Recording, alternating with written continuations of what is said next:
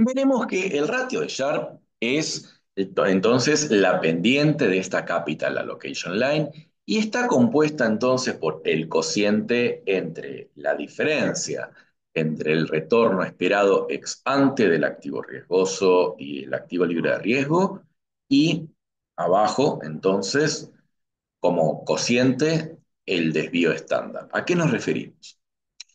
El numerador puede ser pensado como el precio del riesgo.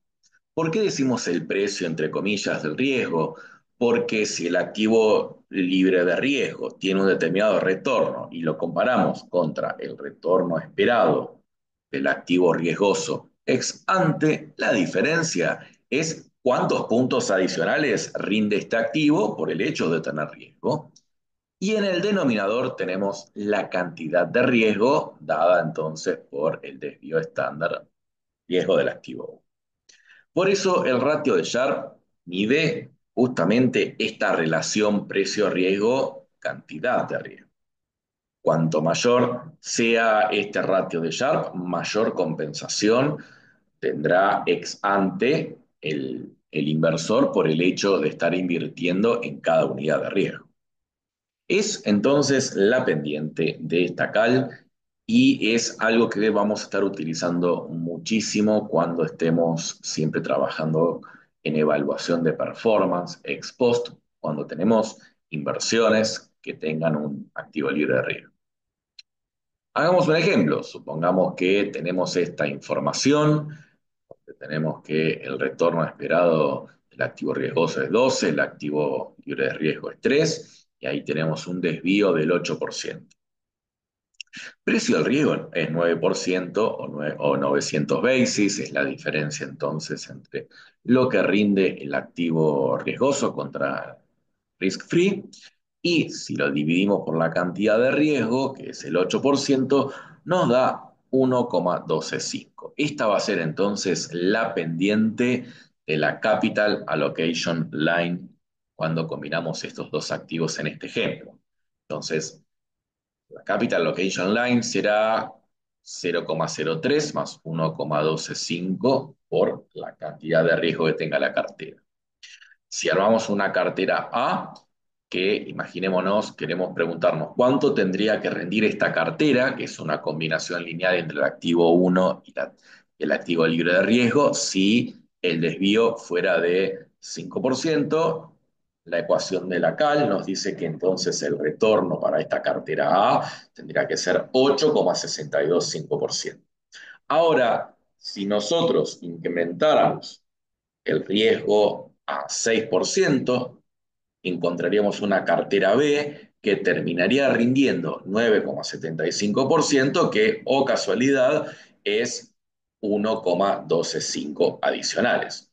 En definitiva, el ratio de Sharpe, ¿qué nos está diciendo? En este ejemplo, que si nosotros incrementáramos el 1% el nivel de riesgo en las carteras combinadas por el activo 1 y el activo F, el retorno de las carteras se incrementaría ex ante 1,125%.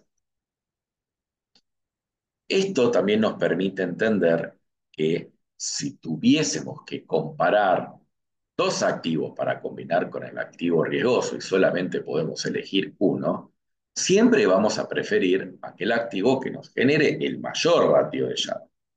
¿Cómo nos damos cuenta? Además de que sabemos que el premio por riesgo es mayor, si armamos la cartera A y la comparamos contra una cartera C que está en la cal número 2, es decir, que se obtiene combinando el activo 2 con el activo libre de riesgo, veremos que para el mismo nivel de riesgo, aquella cartera que está en la cal número 2 va a tener mayor retorno esperado. Y si comparamos la cartera B contra una cartera D, que obtendríamos combinando el activo 2 con el activo libre de riesgo, vemos que para el mismo nivel de retorno obtendríamos una cartera sobre la CAL 2 que tendría menor riesgo. Eso implica entonces que lo más conveniente siempre es, si hay que elegir un activo para combinar con el activo libre de riesgo, porque queremos armar una cartera que solamente tenga dos activos, uno riesgoso uno libre de riesgo, vamos a elegir, o el inversor va a elegir, aquel que tenga el mayor ratio de Sharpe, es decir, la mayor pendiente. Eso entonces, ex ante, le permitiría siempre construir carteras que tengan una mejor relación riesgo-retorno ex ante. Recuerden que nunca sabemos cómo va a terminar la historia. Veámoslo con un ejemplo adicional. Tenaris rendía 10% con un desvío del 10%, mientras que Apple tenía un retorno esperado del 5%, pero con un desvío sustancialmente más bajo, 4%.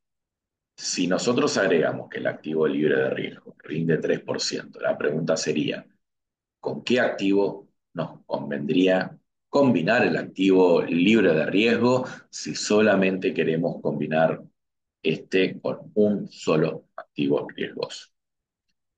Y la respuesta nos la permite rápidamente encontrar el ratio de Sharpe, que si comparamos nos permite entonces darnos cuenta que sería más conveniente combinar el activo libre de riesgo con Tenaris. Pese a que Tenaris tenga más desvío, pero como tiene mayor compensación, nos permite entonces armar carteras que tengan entonces un nivel de, o mejor dicho, una relación riesgo-retorno mejor que aquellas que podríamos encontrar combinando el activo libre de riesgo con A.